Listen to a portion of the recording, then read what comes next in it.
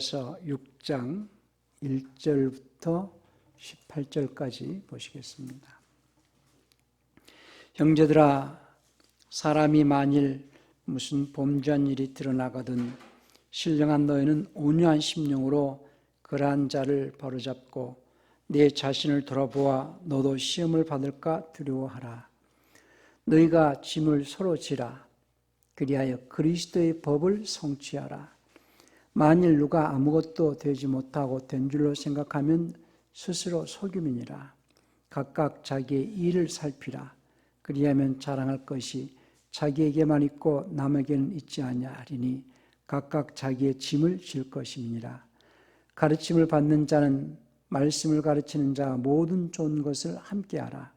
스스로 속이지 말라. 하나님은 만홀히 여김을 받지 아니하시니 사람이 무엇으로 심든지 그대로 거두리라.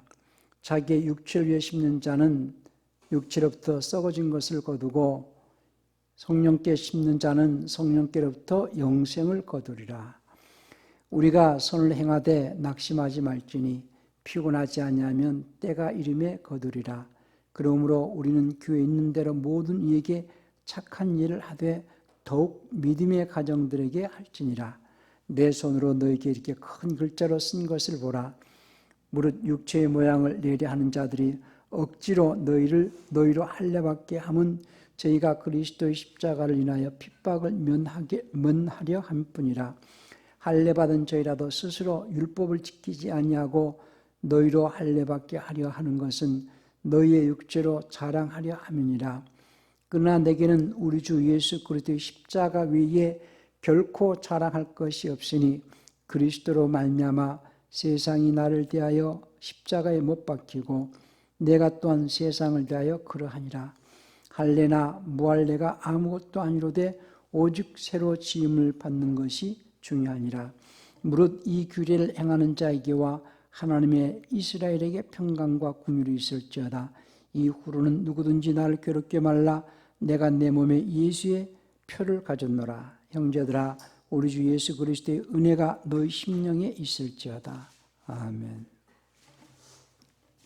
오늘 설교 제목은 주 예수님의 표를 지닌 자라는 제목으로 말씀을 전합니다. 주 예수님의 표를 지닌 자. 하나님은 만물을 창조하신 창조주 하나님이십니다. 많은 사람들이 하나님께서 만물을 창조하셨다라는 것을 믿지 않고 진화되었다, 또 저절로 생겼다라고 하는 사람들이 있기 때문에 과학적으로 하나님께서 만물을 창조하셨다라고 설명하고자 하는 창조과학이라는 것도 생겼어요. 근데 인간의 머리로 하나님께서 창조하신 모든 피조물들의 현상들을 어떻게 하나하나 설명을 할 수 있겠습니까? 우리는 꽃 하나만 피는 것 가지고도 너무 신비스럽거든요.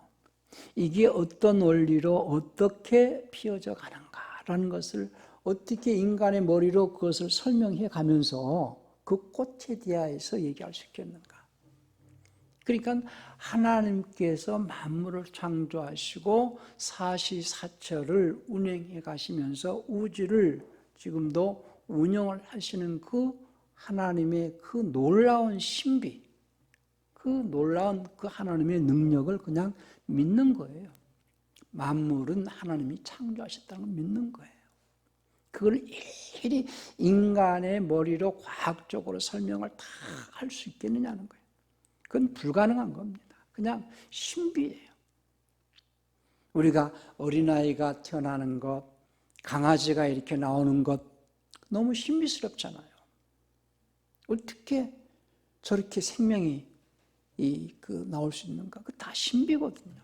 그러니까 그 하나님의 신비를 인간의 머리로 지식으로 하나하나 설명해 가면서 확인해 가면서 믿는 것이 아니고, 그렇게 믿으려면은 아마 세상에서 믿을 사람은 아무도 없을 거예요.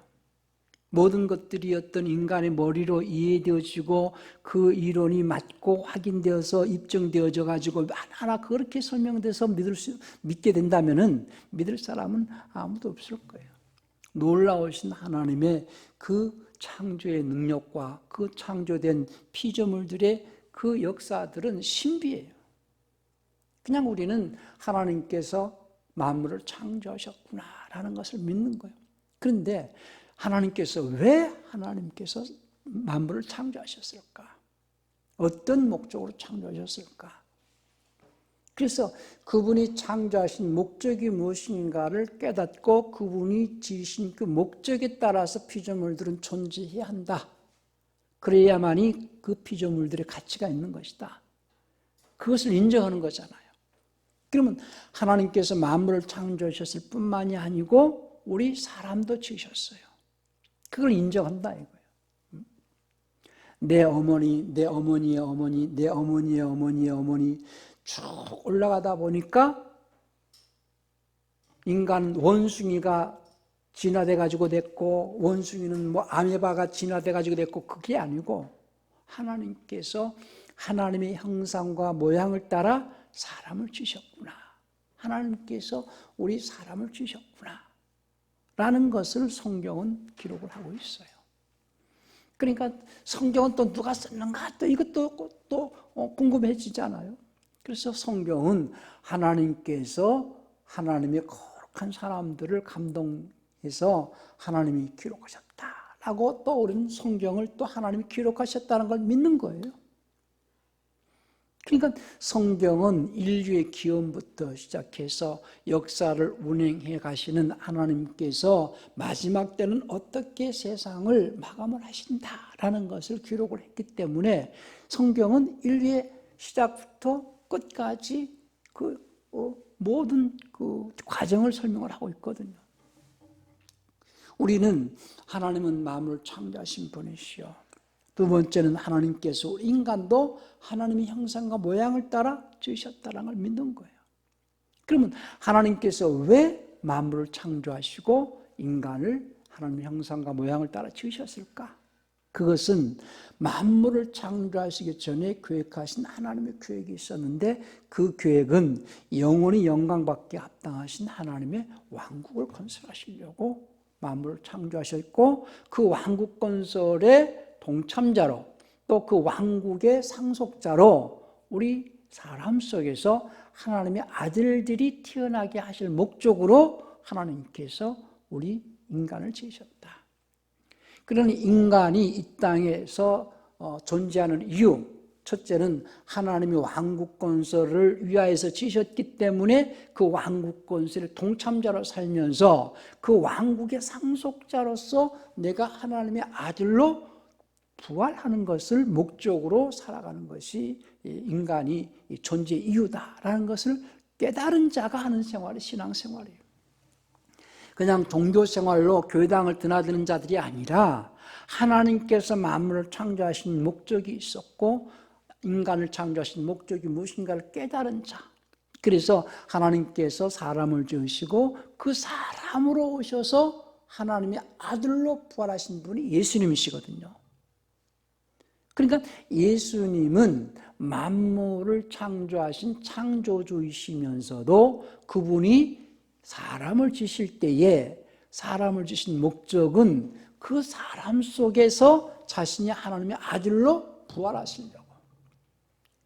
그래서 로마서 5장 14절에서 아담으로부터 모세까지 아담의 본죄와 같은 죄를 짓지 아니한 자들까지도 사망의 왕노로 타였나니 아담은 오실 자의 모형이라고 그랬어요. 그러니까 첫사람 아담은 결국은 하나님과 함께 하실 때는 하나님이셨던 말씀님께서 사람 속으로 오셔서 사람으로 오실 모형으로 첫사람 아담을 지으셨고 사람으로 오시는데 누구의 몸, 누구의 육체, 누구의 씨를 입고 내가 올 것이냐. 그래서 하나님에게 관심을 갖고 하나님의 일에 관심을 가지면서 하나님 일에 동참하고자 하는 자가 누구냐. 그 가운데서 이제 아브라함을 택하신 거죠. 아브라함을. 그래서 아브라함의 씨와 계약을 하셨고, 그것이 이제 창세기 17장에서 할례로 계약을 하시고, 이제 그 이삭을 두고 맹세를 하시거든요. 내 씨로 오겠다, 반드시. 다른 말로 아브라함의 씨, 곧 아브라함의 육체를 입고 오시겠다는 거예요, 하나님께서. 그러니까 하나님은 거룩하신 하나님이시기 때문에 하나님의 신성이 죄성 있는 육신 안에 오셨다. 그래서 하나님은 육체 안에 오셨다라는 얘기가 디모데전서 3장 16절에서 하나님께서 육체 안에 오셨다. 이 문제는요, 초대교회에 굉장히 논쟁이 많았던 문제예요. 이게 왜 중요하냐? 하나님이신 그분이 육체 안에서 하나님의 아들로 부활하시려고 하셨다는 거예요. 그러니까 예수님의 부활, 곧 하나님께서 하나님의 아들로 부활하시는 그 과정이 어떤 과정과 절차를 거쳐서 그분은 하나님의 아들로 부활하셨는가? 지금 신학교에서는요, 성부와 성자와 성령은 영원전에 계시다고 그렇게 알고 있어요. 그런데요, 성부 하나님은 영원전에 계시지만은 성자는 부활로서 아들이거든요. 영원전에는 그분은 말씀님으로 존재하셨던 분이에요. 그래서 아버님과 말씀님과 성신님은 영원전에 계셨다. 삼위 중에 1위가 되시는 그 말씀님께서 육체 안에 오신 것은 육체 안에서 하나님의 아들로 부활하시려고, 첫 태생이 되시려고. 그러니까 맏아들이 되셨다는 거예요. 맏아들이 되시고 사람 속에서 첫 번째 아들로 태어나시려고 오셨다는 거예요. 그러니까 인류는 쉽게 해서 사람, 아담은 다른 말로는 인류요, 아담을 다른 말로 사람이요, 사람은 어떠한 목적으로 창조되었느냐? 사람 속에서 하나님의 아들들이 태어나게 할 목적으로 하나님께서 사람을 지으셨다는 거예요. 우리 로마서 8장 19절을 한번 볼까요? 이는 피조물이 간절한 기대를 가지고 하나님의 아들들이 나타날 것을 기다리고 있습니다. 그랬는데요, 하나님께서 인간을 창조하실 때는 여섯째 날 사람이 살아가기에 가장 합당한 환경을 조성하신 후에 지으셨어요. 그리고 사람을 통하여서 모든 만물들이 지배하고 또 다스리고 또 정복할 수 있도록 하셨습니다. 그러니까 모든 피조물들은 사람이 살아갈 수 있는 모든 조건을 제시하고 있는 거예요. 하나님께서 마지막 여섯째 날에 사람을 지으셨기 때문에 그 전에는 사람이 살아갈 수 있는 모든 환경을 조성을 하신 다음에 사람을 지으셨어요. 그러니까 그 모든 환경은 사람들이 살아갈 수 있는 조건을 다 제공을 하고 있다는 거예요. 그래서 우리는 먹는 것과 입는 것, 마시는 것, 우리가 생활하는 모든 것들이 다 피조물을 통하여서 우리가 얻습니다. 우리가 앉아있는 의자나 책상이나 또 자동차나 컴퓨터, 모든 것들이 재료가 누가 다 제공을 해줍니까? 피조물들이. 식물이든 동물이든 광물이든 그 모든 것들이 우리 사람들이 살아갈 수 있는 모든 필요로 하는 것들을 제공을 해주고 있어요. 그런데 그 피조물들이 고대하는 것은 무엇 때문에 자기들이 썩어지며 종노릇을 하고 있느냐? 성경은 피조물이 간절히 기대를 가지고 피조물이 썩어지며 종노릇하는 것은 사람 속에서 하나님의 아들들이 태어나야 하기 때문이라고 그랬어요. 그러니까 인간의 존재 이유는 그겁니다. 인간은 어떤 존재냐? 인간의 정체성은 뭐냐? 그 사람은 사람 속에서 하나님의 아들들이 태어나야 할 존재들이라는 거예요. 그것을 깨달은 자가 하는 생활이 신앙생활이에요. 그렇지 않다면 종교 생활을 하는 겁니다.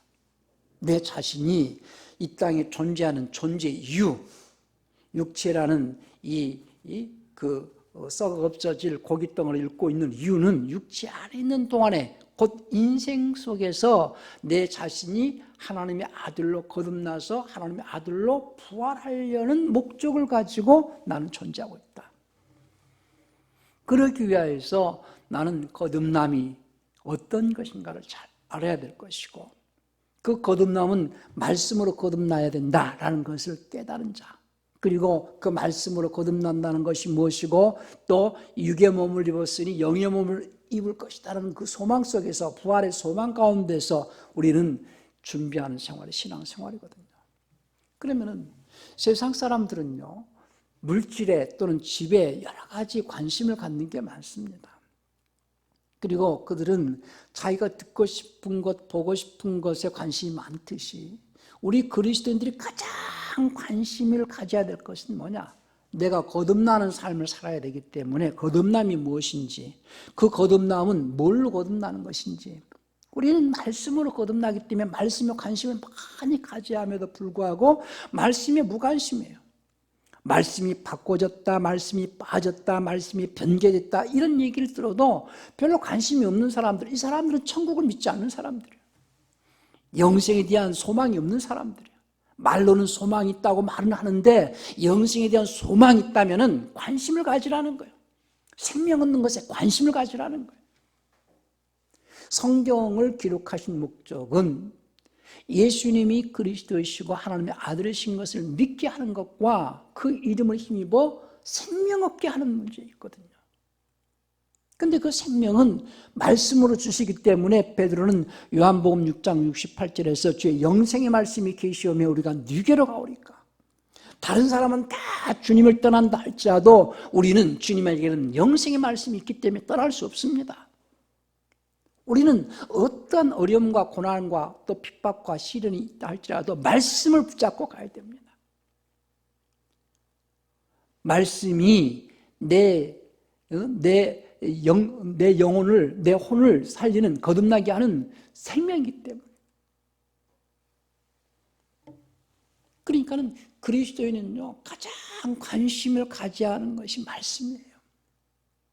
그 말씀이 나를 천국으로까지 이끄는 말씀이다.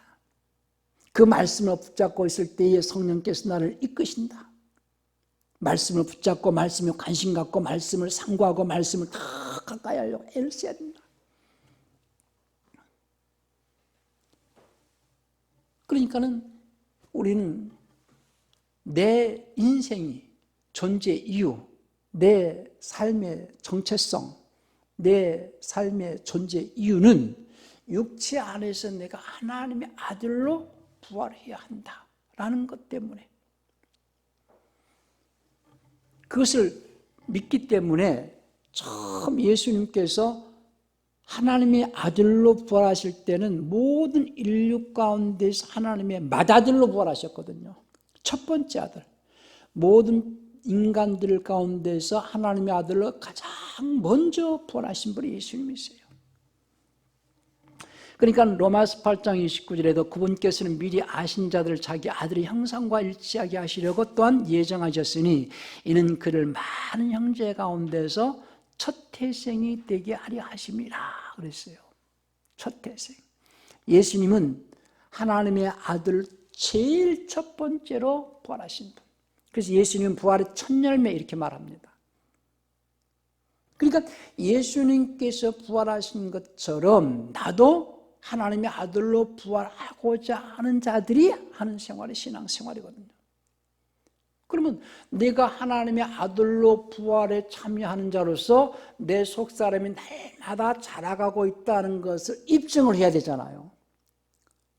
사람들은 돈 버는 데 관심 있고 사람들은 뭐 자기가 관심 있는 분야가 많아요. 쉽게 얘기해서 요즘 뭐 어떤 사람이 주식을 하나 샀어요. 삼성전자 주식을 샀다든지 뭐 어떤 회사의 주식을 샀다고 한다면은 뉴스마다 나중에 주식이 올랐니 내렸니 그런 얘기를 하잖아요. 주식이 없는 사람은 그거 별로 관심이 없어요. 뉴스 끝나면은 관심 없는, 자기하고는 관심이 없으니까 관계가 없으니까 채널 돌릴 수 있잖아요. 그런데 관심 있는 사람은 어떤 사람이에요? 투자한 사람. 그 주식을 가지고 있는 사람. 그래서 자기가 가지고 있는 회사의 주식이 지금 올랐니 내렸니. 그러니까 누구라도요. 나 내일 소풍을 가야 되는데 내일 날씨는 지금 어떤 사람이 관심 있겠어요? 날씨로 인하여서 자기 일이 차질이 생길 수 있는 어떤 조건을 가지고 있는 사람은 날씨에 관심이 있을 것이고, 자기가 주식을 가지고 있으면 주식이 내렸니 올랐니 여기에 관심이 있을 것이고, 그러면 그리스도인들이 가장 관심 있는 게 뭐냐는 거예요. 천국에 관심이 있어야 되잖아요. 생명에 관심이 있어야 되잖아요.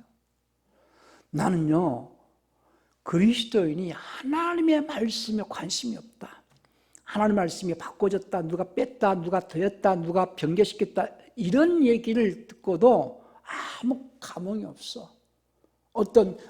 이 변화가, 어떤 감정이 변화가 일어나질 않아. 놀라질 않아. 왜 놀라지 않는가 가만 봤더니요, 믿으면 구원 받은 거지 뭘, 이렇게 생각하기 때문이에요. 그래서 그렇게 만들어 놓은 그런 지식을 넣어주는 자가 누구냐? 그것이 마귀거든요.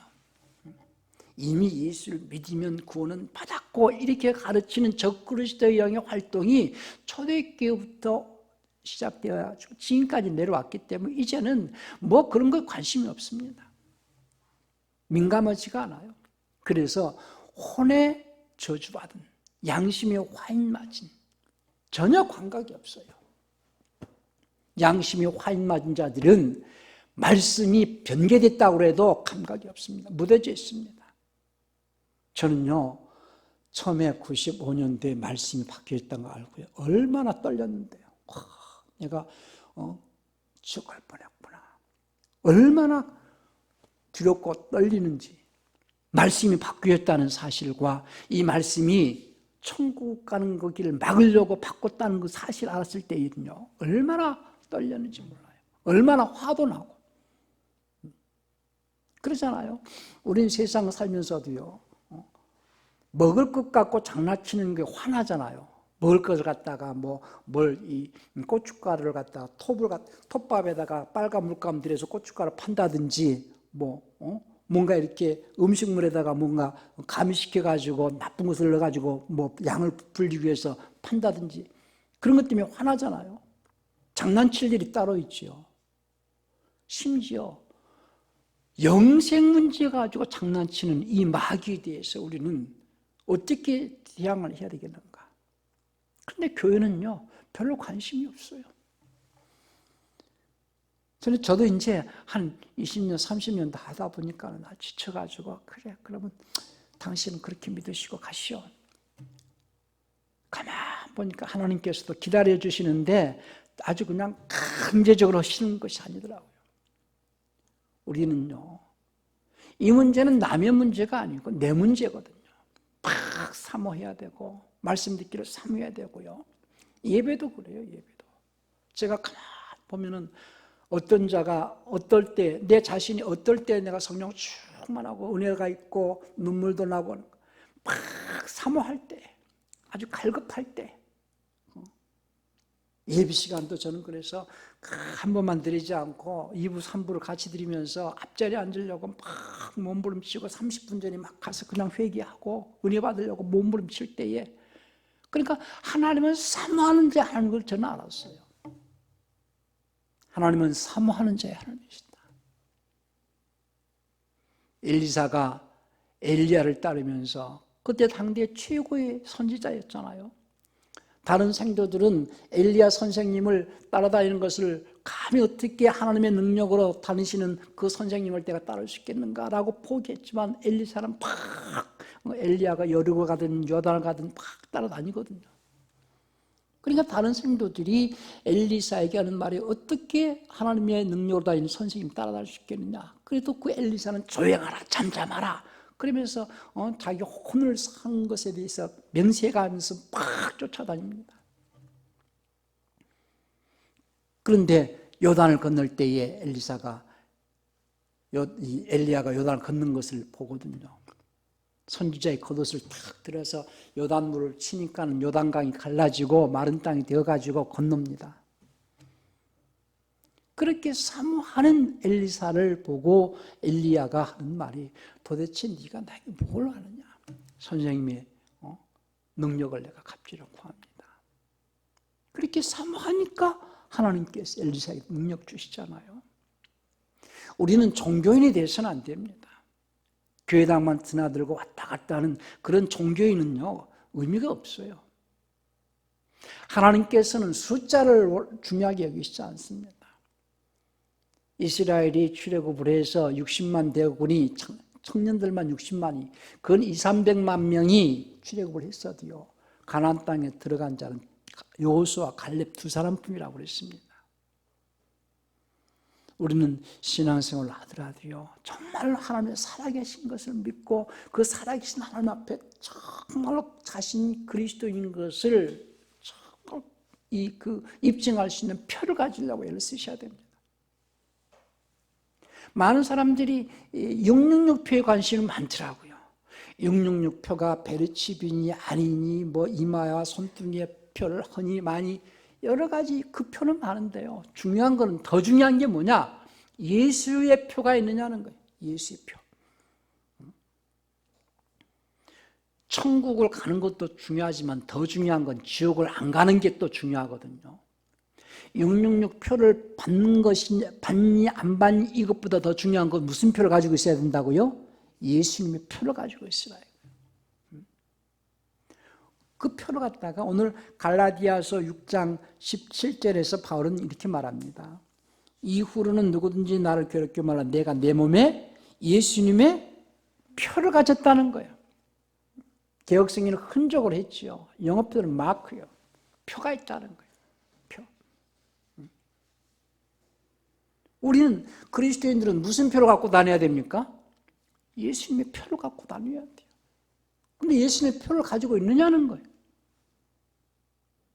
무늬만 그리스도인이고, 무늬만 신앙인이냐? 그게 아니라 내 삶 속에서 주님을 보여줄 수 있는, 주님을 나타낼 수 있는, 주님을 사랑하고 주님을 사모하고 주님이 일꾼인 것을 보여줄 수 있는 표가 있느냐는 거예요. 겨우 주일만 이 교회당에 와가지고 예배 형식이나 참여하고 하나님의 일에는 관심 없고 자기 세상 일에 열심 내고 주님의 일에는 별로 관심도 없고 그런 그리스도인, 그런 어떤 무늬만 그리스도인, 종교인이 돼서는 안 된다는 거예요. 내 인생 자체가, 내 삶 자체가 주님 때문에 존재하고 있고 숨쉬고 있다는 것을 입증할 수 있어야 됩니다. 주님 때문에 주님을 위하여서 숨쉬고 있는 존재, 늘 주님이 나와 함께하고 계시다는 것을 입증할 수 있고 자랑할 수 있고 나타낼 수 있는 그런 그리스도인이 되셔야 됩니다.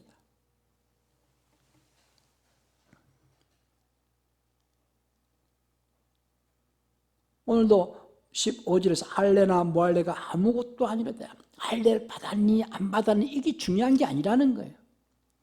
2차 대전 때 히틀러가 나치 독일이 유대인들을 학살할 때 저 사람이 유대인인지 아닌지 뭘로 잘 구별했겠어요? 할례를 받았는지 안 받은 남자들은. 그러니까 유대인들에게는 어렸을 때부터 할례를 받거든요. 그럼 그 할례, 육체에 받는 할례가 중요한 것이 아니라 이제 성경은 마음의 할례, 혼의 할례를 받으라는 거죠. 로마서 2장 29절 한번 볼까요?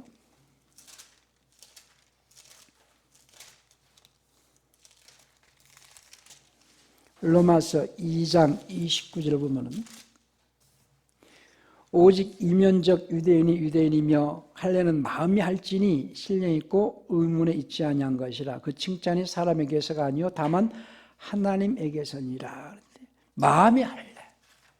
그런데 할례가 오늘 갈라디아서 6장 15절에서 할례나 무할례가 아무것도 아니라 오직 새로 지음받는 것이 중요하다는 거죠. 내가 날마다 새롭게 변화받고 내가 날마다 하나님의 사람인 것, 내가 내 안에 예수의 표가 있다는 것을 입증하는 것이 중요하다는 거예요. 신앙생활 오래 하는 것, 물론 오래 하는 것도 중요할 수 있고 어려서부터 예수 믿는 것 중요하지만요, 아무리 오래 했어도 변화받지 않는다면 의미가 없는 거예요. 내가 새롭게 변화받지 않는다면. 날마다 나는 새롭게 변화받고 날마다 하나님께 더 열심을 내고 더 가까이 할 수 있도록. 그러니까는 많은 그리스도인들이 자기가 뭐 장로가 됐고 목사가 됐고 그것이 문제가 아니라는 거예요.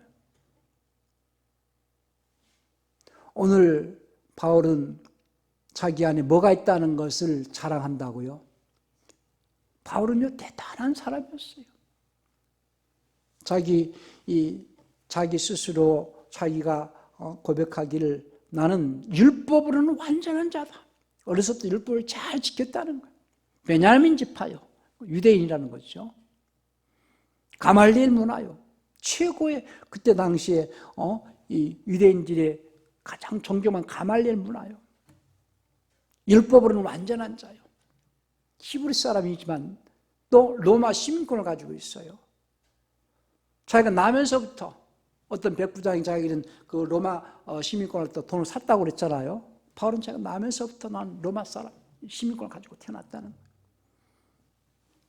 그러니까 하나님께서 바울을 쓰시는 여러 가지 이유가 있겠지만은 모든 조건이 하나님의 일꾼으로 정말로 다 갖췄거든요. 그때 당대 여행권, 요즘 같은 비자, 로마 시민이라면은 어디든지 여행할 수 있는, 어느 나라든지 들어갈 수 있는 그런 신분이었다는 거예요. 우리가요, 중국 같은 데 가고 뭔가 이렇게 선교지를 가려면은 얼마나 그 비자 문제 때문에 어려움을 당하는데요. 로마 시민권을 가지고 있었고 가말리엘 문화고 히브리 사람이고 율법은 완전한 자고 그래도 자기는 그 모든 것들을 배설물처럼 여기면서 내가 자랑할 것은 오직 십자가뿐이다. 그러면서 자기가 십자가 밖에 자랑할 것이 없다면서 자기 안에 뭐가 있다는 거예요 지금? 내 안에 예수의 표가 있다는 거예요. 표. 저와 여러분들이 이 시대에 살면서 내 안에 예수가 표가 있는가? 예수의 표를 갖고 다녀라. 요즘 사람들은요, 핸드폰이 없으면 아마 젊은 사람들이나 많은 사람들이 핸드폰을 잃어버렸다. 아마 멘붕을 당할 거예요. 멘붕이 올 거예요. 갑자기 핸드폰 정보가 다 들어가 있고 지갑이 없어도 핸드폰 안에 모든 것들이 다 있잖아요. 전철을 타든 버스를 타든 그 안에 자기의 어떤 신분이 다 들어갈 수 있을 수 있잖아요. 그 안에 이 주민증도 넣을 수 있고 그 안에 자기 모든 정보 다 넣을 수 있잖아요. 그것이 없어졌을 때에 굉장히 당황스러울 거예요. 그런데 내가 주님 앞에 섰을 때 네 안에 예수의 표를 내놔라 할 때에 그 표가 없다면 얼마나 당황스럽겠어요. 나는 입술로만 주여, 내가 아무리 주여 주여 한다 할지라도 주님께서 나는 너를 도무지 알지 못한다라고 한다면 뭐라고 말할 거냐. 제일 두려운 것은 어떤 자가 와서 내가 주의 이름 귀신도 쫓고 능력도 행하고 내가 주의 이름을 선지자 노릇했나이다. 그럴 때 주님께서 나는 너를 도무지 알지 못한 이 불법을 행한 자야. 내게서 떠나가라. 이렇게 말씀하셨어요. 우리는 육체가 살아있는 동안에 날마다 자기에게 예수의 표가 있는가 또 확인해야 되지 않아요? 집에서 나갈 때 사람들은 핸드폰 챙기죠. 차를 타려면 뭔가 카드라도 챙길 거 아니겠어요? 우리는 생활 속에서 날마다 내게 예수의 표가 있는지 확인하면서 오늘 비가 오고 오늘 뭐가 문제가 어떤 문제가 생기고 이런 것도 다 예비하듯이 내 삶 속에서 날마다 내 속에 예수의 표가 있는지를 확인할 수 있는 그런 신앙이 그런 깨어있는 자들이 되셔야 됩니다. 왜? 주님이 언제 오실지 모르니까. 불식간에 오시겠다고 했거든요. 늘 깨어있어라. 주님이 오늘 오신다 할지라도 저는요, 주님이 오늘 오신다 한다면은 내가 이 땅에 남겨놓은 것만큼 나는 손해다라고 생각하고 살아왔어요. 그래서 다른 사람 집 집 사는데 막 관심 있을 때 저는 집에 별 관심도 안 뒀고요. 인간적으로는 비참하게 살았을는지 모르지만 나는 오늘이라도 주님이 오신다 한다면 미련 없이 나는 세상을 뜰 준비가 되어 있다. 항상 깨어 있어. 우리는 세상에 언제까지 영원토록 살아갈 것을 꿈꾸는 자들이 아니에요. 오늘이라도 주님이 오시거나 오늘이라도 주님 나를 부르신다면 나는 주님 앞에 설 것이다. 근데 주님 앞에 설 때에 네게 주님이 나에게 요구하시는 주의 표가 있는가? 주님이 표를 내놔라 할 때에 나는 그 표를 보여줄 수 있는 자인가? 나는 우리 성도들이 날마다 자기 속에 예수의 표가 있다는 것을 입증할 수 있는 삶을 살기를 바랍니다. 예수의 표를 입증할 수 있는 삶. 내가 믿는 자요, 내 주인은 나의 예수님입니다. 라는 것을 생활 속에서 보여줄 수 있는 예수의 표를 갖기를 원합니다. 누가 시켜서 하는 것이 아니고 정말 주님을 사랑하고 주님을 사모하기 때문에 열심을 내고, 많은 그리스도인들이 666표는 두려워하는데 자기 속에 정작 예수의 표를 갖고 있지 않으면서 666표를 그렇게 두려워하는가? 예수의 표를 가지고 있는 자는 666표 같은 것은 별로 두렵게 생각지 않아요. 주님이 오실 때에 먼저 그 환난에서 정말 이길 수 있는 능력도 주실 것이기 때문입니다. 분별할 수 있는 지식도 주실 것이고, 그렇지 않겠어요? 내게 예수의 표가 있다면 하나님께서 예수의 표를 지니고 있는 자에게 환난을 면해 주시는 게 아닙니다. 개혁성경은 환난을 면한다고 했는데 면해 주시는 게 아니라 환난을 능히 이길 수 있는 능력 주시겠다는 거예요. 환난도 이길 수 있는 능력을 주실 것이고, 짐승의 표가 만약에 등장한다면 그 표를 받지 않도록 어떤 그 능력과 지식도 주실 것이고 해안도 주실 것이라고 봐요. 중요한 건 내게 예수의 표가 있느냐는 거예요. 예수의 표를 지닐 수 있기를 바랍니다. 저 사람은 하나님의 사람이라는 것을 주변에서 말할 수 있는 그런 사람들이 되시기 바랍니다. 저 사람은 하나님의 사람이다.